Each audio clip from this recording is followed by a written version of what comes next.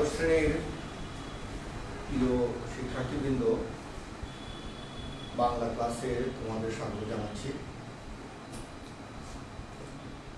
বাংলা প্রথম পত্রের সিলেবাসভুক্ত পাঠদান আমাদের প্রায় শেষ পর্যায়ে, তাই আজকে আমরা দ্বিতীয় পত্র নিয়ে একটু আলোচনা করতে চাই।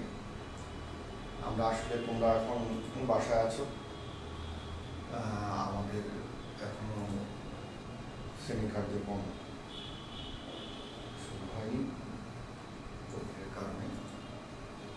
তোমরা, আমি মনে করি এই সুযোগটা বারবার বলি কাজে লাগাবে। আমরা যা পড়িয়েছি তা বাসায় পড়ে মনোযোগ দিয়ে অনুশীলন করবে, চর্চা করবে। বাংলা দ্বিতীয় পত্রে আমি আজকে আলোচনা করতে চাই উপসর্গ। বাংলা ভাষায় শব্দ গঠনের যে কটি মাধ্যম আছে তার মধ্যে উপসর্গ উল্লেখযোগ্য। উপসর্গ ছাড়াও রয়েছে সমাস, রয়েছে প্রত্যয় ইত্যাদি। ধরো আমরা সিংহ চিহ্নিত যে আসন, সিংহাসন, সিংহ চিহ্নিত যে আসন, এটা না বলে আমরা পাই সিংহাসন। সমাসের মাধ্যমে এই একটা কয়েকটি তোমার শব্দকে একীভূত করে আমরা একটি শব্দ পেলাম সিংহাসন। ধরো চার রাস্তার সমাহার আমরা মিলে পেলাম চৌমুহনী। তাহলে সমাসের মাধ্যমে আমরা শব্দ গঠন করছি, সমাসের মাধ্যমে ভাষা সুললিত, সুন্দর, সুশৃঙ্খল হচ্ছে। একইভাবে উপসর্গ বেলায় আসি, উপসর্গের মাধ্যমে আমরা বাংলা ভাষায় শব্দ গঠন করছি। উপসর্গ এবং প্রত্যয় তোমরা বাংলা এই ব্যাকরণের অংশ তোমরা আগেও করেছো, 11টা তোমরা নবম দশম শ্রেণীতে বা আরো আগে তোমাদের এই বিষয়ে হয়েছে। তাহলে আজকে আমরা যদি বলি যে প্রত্যয় বেলা, দেখো যে প্রত্যয় হচ্ছে ধাতু বা শব্দের পরে যে সমস্ত শব্দাংশ শব্দ গঠন করে তাকে আমরা প্রত্যয় দিচ্ছি। যেমন কাঁধ যোগ না, কান। এই না প্রত্যয় এই কাল ক্রিয়ামূল বা ধাতুর সাথে যুক্ত হয়ে শব্দ গঠন হলো কান্না। একইভাবে আমরা যদি জেলে বলি, তাহলে দেখো জেলে শব্দটা সরাসরি আমরা কিভাবে পেলাম? জাল যোগ ইয়া, জালিয়া, তার পরবর্তী রূপ জেলে। তাহলে এভাবে আমরা এই শব্দের পরে বা প্রত্যয়যুক্ত হয়ে আমরা পেলাম তোমার নতুন একটি শব্দ জেলে।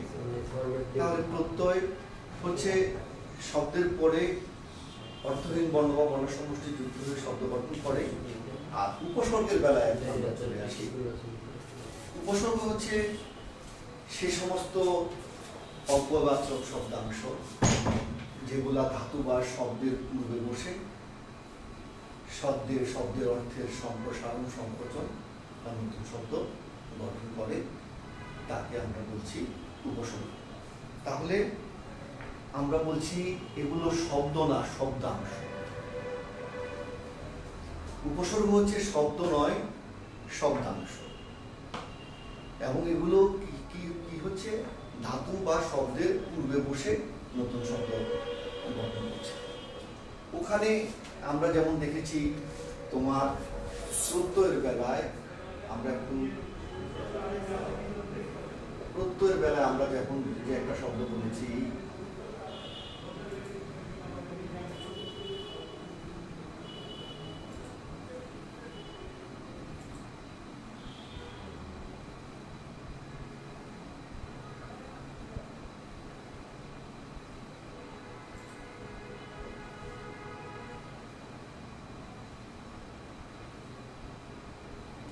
এই জাল যোগ ইয়া, এই ইয়া প্রত্যয় যুক্ত হয়ে যেভাবে হয়েছে জেলে, একইভাবে আমরা উপসর্গের বেলায় যদি আসি, তাহলে আমরা যদি খেয়াল করি, দেখো যে একটি শব্দ আমরা নিলাম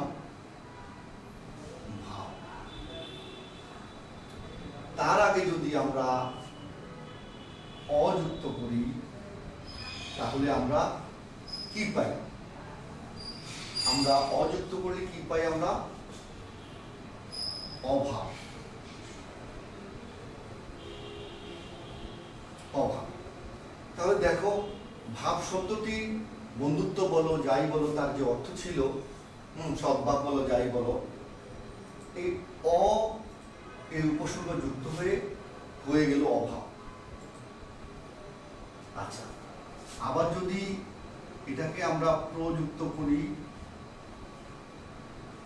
তাহলে এই উপসর্গ যুক্ত হয়ে এখানে হয়ে গেল প্রভাব। তাহলে এই প্রভাবের আলাদা একটি অর্থ আছে, প্রভাবের আলাদা একটি অর্থ আছে। তাহলে অর্থের পরিবর্তন হয়ে গেল, আর নতুন একটা শব্দ গঠিত হবে।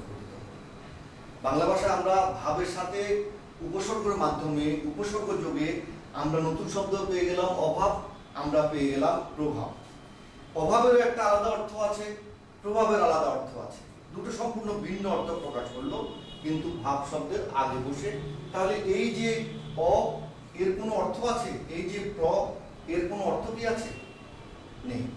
তাহলে আমরা বলছি যে এই সমস্ত অব্যয়বাচক শব্দাংশ ধাতু বা শব্দের আগে বসে আমরা নতুন শব্দ গঠন করছি। তাহলে নতুন শব্দ আমরা কি পেলাম? অভাব, প্রভাব। একইভাবে আমরা আরো অনেক উদাহরণ দিতে পারি, যে যা দিয়ে আমরা যা দিয়ে আমরা প্রমাণ করতে পারি যে উপসর্গ আসলে নিজের কোনো অর্থ নেই, অন্যের অর্থের শুধু দোতনাশে সৃষ্টি করতে পারে। তাহলে বাংলা ভাষায় উপসর্গ তোমার আমরা যদি এভাবে সহজভাবে বুঝি, তাহলে আমরা এটা বুঝে নিতে পারি। আমরা একটু খেয়াল করো যে বাংলা দ্বিতীয় পত্রের আলোচনায় আমরা যদি একটু পেছনে যাই, আমরা যদি বর্ণ শব্দের বেলায় যাই, তাহলে আমরা কি দেখতে পাবো? উপসর্গের প্রসঙ্গে আমরা আজকে আলোচনাগুলো একটু নিয়ে আসি। বাংলা প্রথম পত্র, দ্বিতীয় পত্র তোমাদের আজকে আমার সাথে প্রথম আলোচনা। মানুষের যে একটা সহজাত যে অর্জন, সেটা হচ্ছে তার সে যে মুখের উচ্চারিত যে ধ্বনি, আমরা যেটাকে আমরা ধ্বনি হিসাবে পাচ্ছি। আর এই ধ্বনি যখন লিখিত হয়ে যায়, তার লিখিত রূপ হচ্ছে বর্ণ। এখন আমরা এই শব্দ গঠনের মাধ্যম হিসাবে বললাম অনেক উপায়ে বাংলা ভাষায় শব্দ গঠিত হয়। যে ভাষায় যত বেশি শব্দ সম্ভার আছে, যে ভাষার যত বেশি শব্দ ভাণ্ডার আছে, সে ভাষা তত বেশি সমৃদ্ধ। সুতরাং আমাদের বাংলা দ্বিতীয় পত্রের আলোচনায় উপসর্গ একটি গুরুত্বপূর্ণ অধ্যায়, আমরা এটি মনে রাখবো। আমরা তো শব্দ ভাণ্ডার, আমরা শব্দ কিভাবে পেলাম আর আমরা বাক্য কিভাবে পেলাম, সেটি আমরা একটু আলোচনা করে আজকে একটু আমরা তোমাদের সাথে আলোচনা করি। তাহলে আমরা পেলাম যে ধ্বনির লিখিত রূপ হচ্ছে বর্ণ। তো কিছু বর্ণ পাশাপাশি বসলে সেটা কি হয়? কিছু বর্ণ পাশাপাশি বসলে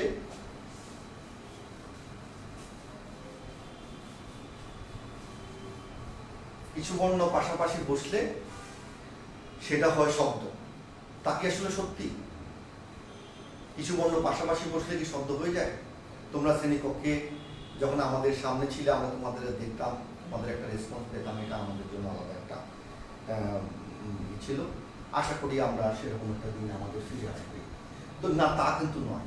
যদি আমরা ল, স, ক, এটা কি কোনো শব্দ হলো? কিছু বর্ণমালা তো পাশাপাশি বসেছে, শব্দ হয়েছে? শব্দ হয়নি। তাহলে শব্দ হতে হলে কি হতে হবে? তাহলে আমরা যদি এটিকে লিখি ক, ল, স, তাহলে কি হল? আমরা একটা শব্দ পেয়ে গেলাম, কলস। তাহলে বর্ণমালাগুলো পাশাপাশি বর্ণ বসলে হবে না, সেই বর্ণ অর্থ প্রকাশ করতে হবে।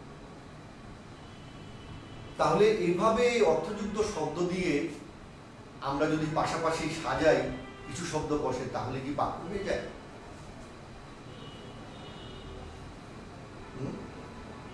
আমরা যদি বলি কলস আকাশে পাওয়া যায়, এটা কি বাক্য হবে?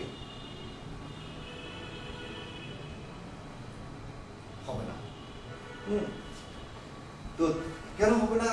কারণ সে বাক্যটি অর্থ থাকতে হবে, তার আকাঙ্ক্ষা, আসক্তি, যোগ্যতা। তো আমরা যখন বাক্যের চ্যাপ্টারে যাবো তখন তোমরা বুঝবে যে সেটা তখন বাক্য। যা হোক, বাক্যের প্রসঙ্গে আমরা গেলাম। তাহলে এই যে শব্দ, এই শব্দ তাহলে অনেক গুরুত্বপূর্ণ একটি বাংলা আমাদের ভাষাতত্ত্বের আলোচনায় বা ভাষা পঠন পাঠনে তোমার খুবই গুরুত্বপূর্ণ একটি বিষয়। তাহলে কি উপায়ে আমরা শব্দ পাই সেই প্রসঙ্গে চলে আসি, যে আমরা উপসর্গের মাধ্যমে শব্দ গঠন করতে পারি, আমরা সমাস মাধ্যমে করতে পারি, প্রত্যয় ইত্যাদির মাধ্যমে আমরা শব্দ গঠন করতে পারি। আলোচ্য বিষয় উপসর্গে আমরা পেলাম যে উপসর্গ আসলে কিছুই নয়। উপসর্গ হচ্ছে তোমার কিছু অব্যয়বাচক শব্দাংশ যার নিজের কোনো অর্থ নেই, কেবল অন্য শব্দের পূর্বে বসে অর্থের সম্প্রসারণ, সম্প্রচারণ বা দোতনা সৃষ্টি করতে পারে, তাকেই আমরা উপসর্গ বলছি। আবার আরেকটি উদাহরণ আমরা দিয়ে যাই, যেমন ধরো, মনে করো হার। এই হার শব্দটি হচ্ছে গলার হার, কণ্ঠহার, যাই হোক, সেই তোমার মেয়েরা ব্যবহার করে বা এই ধরনের কিছু, তার আরো অর্থ প্রকাশ করতে পারে। তাহলে এই দেখো, এই হারের আগে যদি আমি আ বসাই, তাহলে কি হলো? আমরা পেয়ে গেলাম আহার। একইভাবে যদি আমি বি বসাই, আমরা পেয়ে গেলাম বিহার। আবার আমি হার বসাই, হারের আগে যদি আমি প্র বসাই, তাহলে আমি পেয়ে গেলাম প্রভাব। তাইলে প্র, বি, আ, এই যে শব্দগুলো, এর কি আলাদা অর্থ আছে? অথচ হার একটি শব্দ, পেয়ে গেলাম তিনটি শব্দ। কিভাবে পেলাম? উপসর্গের মাধ্যমে পেলাম।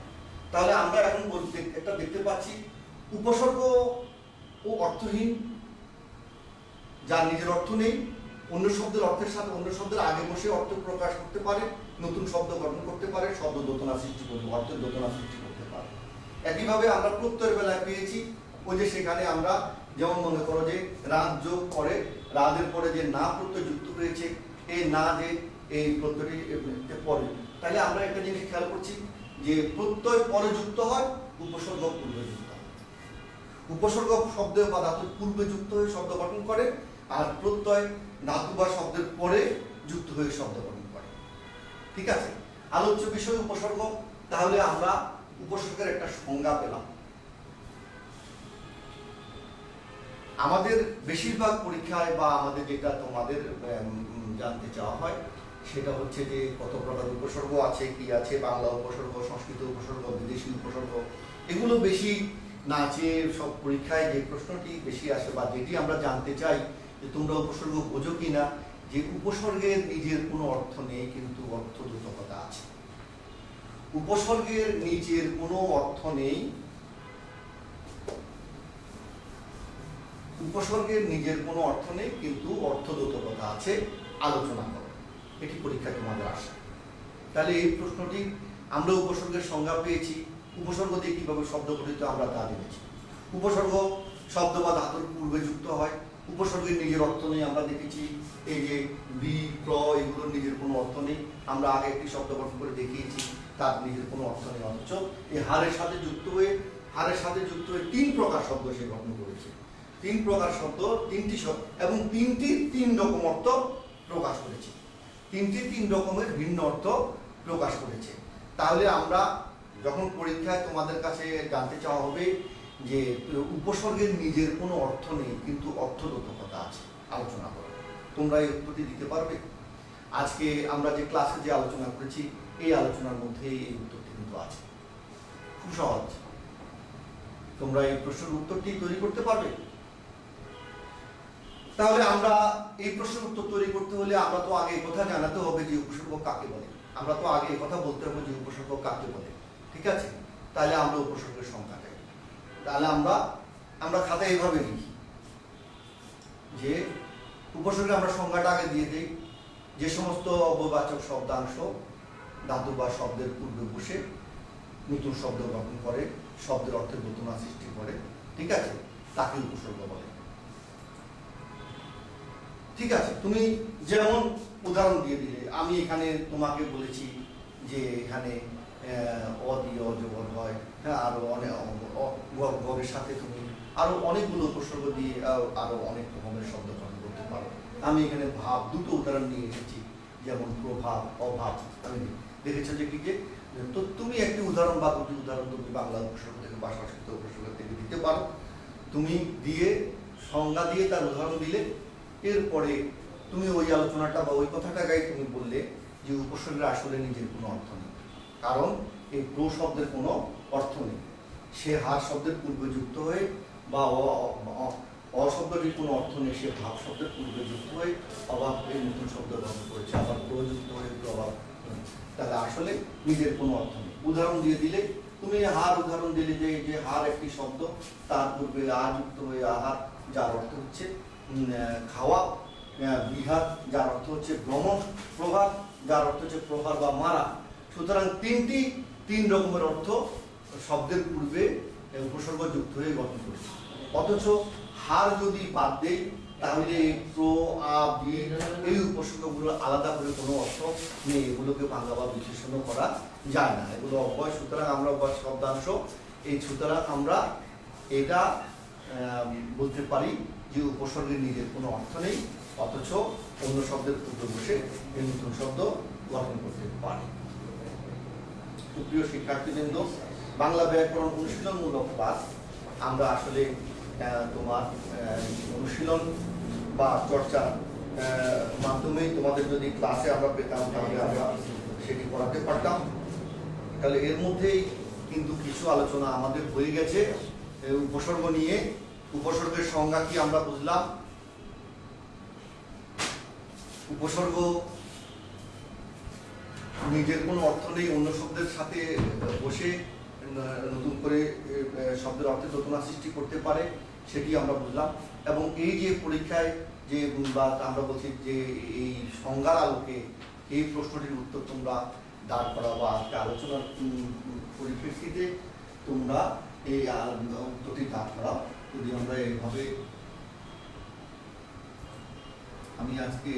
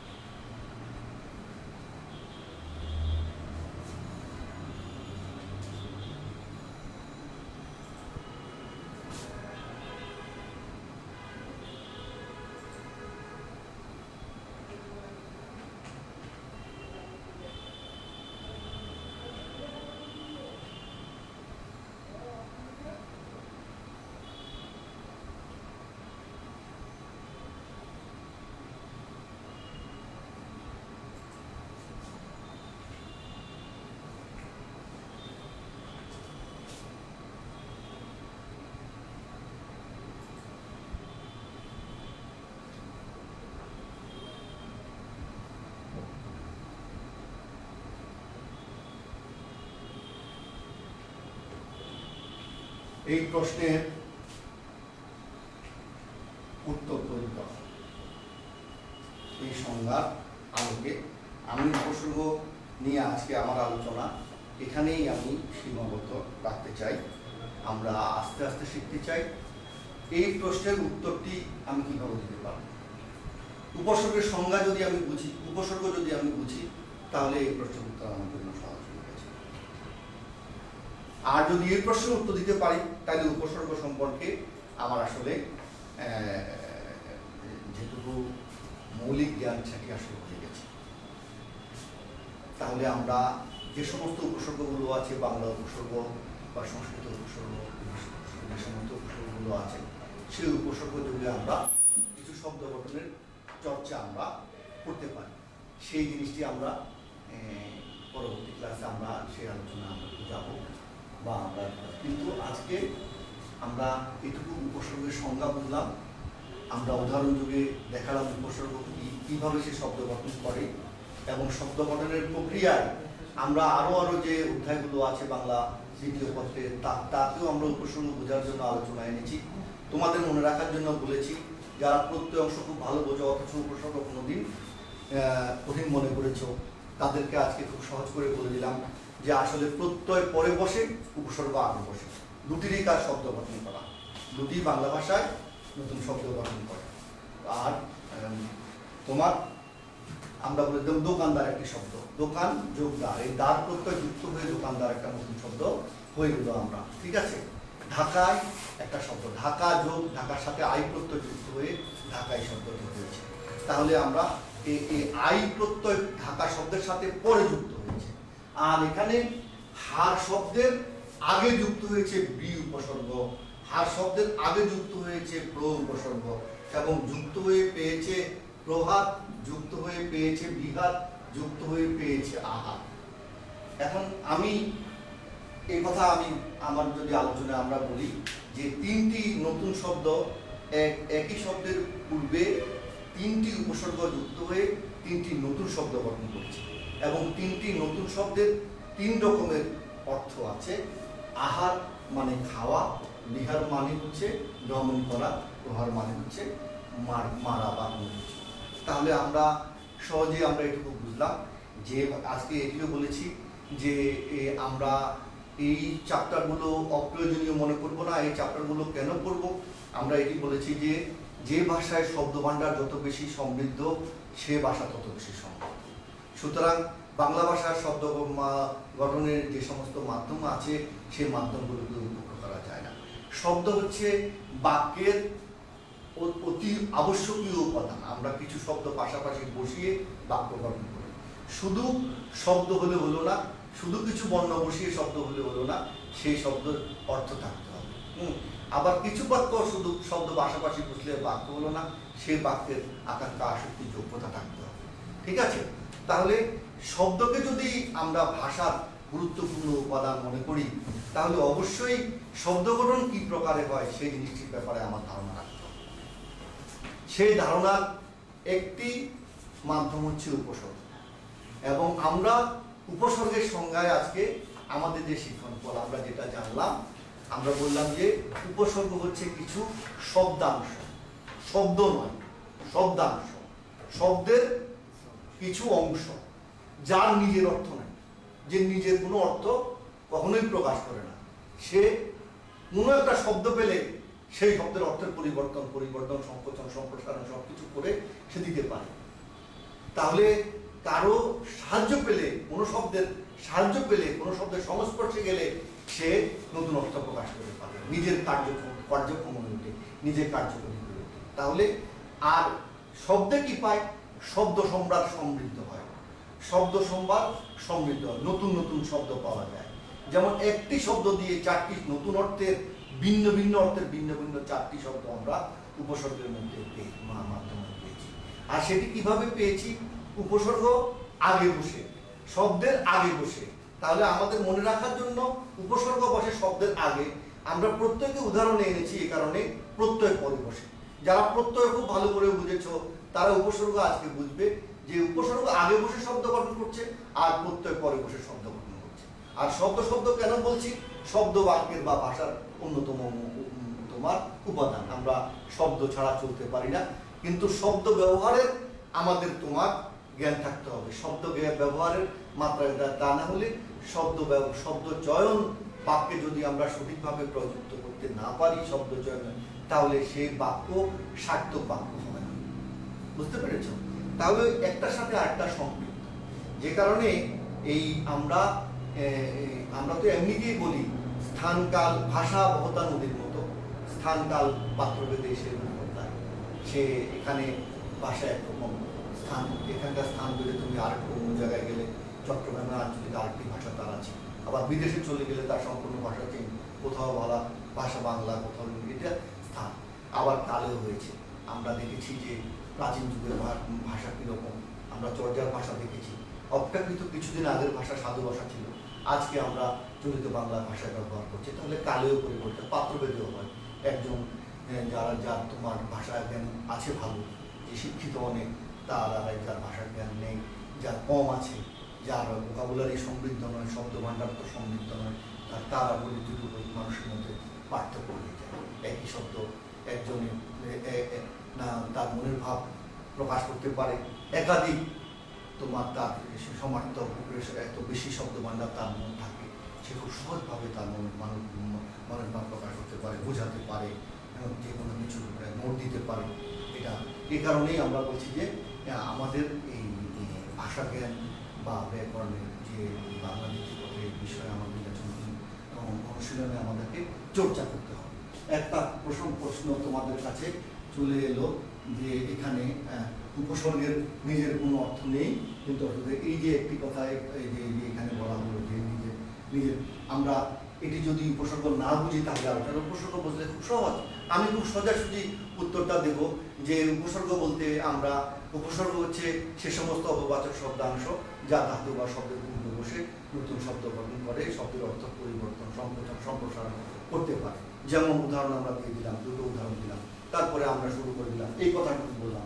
উপসর্গের নিজের অর্থ নিয়ে অর্থগত কথা আছে, যেমন হার একটি শব্দ, তার সাথে তার পূর্বে গ্রহ বসে প্রহার হচ্ছে, আ বসে আহার হচ্ছে, প্রহার অর্থ এই, আহার অর্থ এই। সুতরাং আমরা এটা প্রমাণ বলতে পারি যে উপসর্গের নিজের কোনো অর্থ নেই। এই জিনিসটি তোমরা সুন্দরভাবে গুছিয়ে সাজিয়ে এইভাবে উত্তর দিয়ে দিতে পারো এবং এই উত্তরই হবে। এই উত্তরটা তোমরা কীভাবে দিতে পারবে? উপসর্গ সম্বন্ধে তোমরা যদি বুঝো, উপসর্গের ব্যাপারে তোমাদের যদি জ্ঞান থাকে, তোমরা যদি অনুশীলন করো তবেই বুঝতে পারবে। কিন্তু তোমরা যদি এই জিনিসটাকে খুব একটা বড় কিছু কঠিন বিষয় মনে করে থাকো, তাহলে এটি তোমাদের কাছে আর কখনোই তোমাদের আয়ত্তের বাইরে তোমাদের থাকবে। আমি এর বোঝার স্বার্থে আজকে আমি প্রত্যেকে আলোচনায় নিয়ে এসেছি বা সমাজ সম্বন্ধ একটি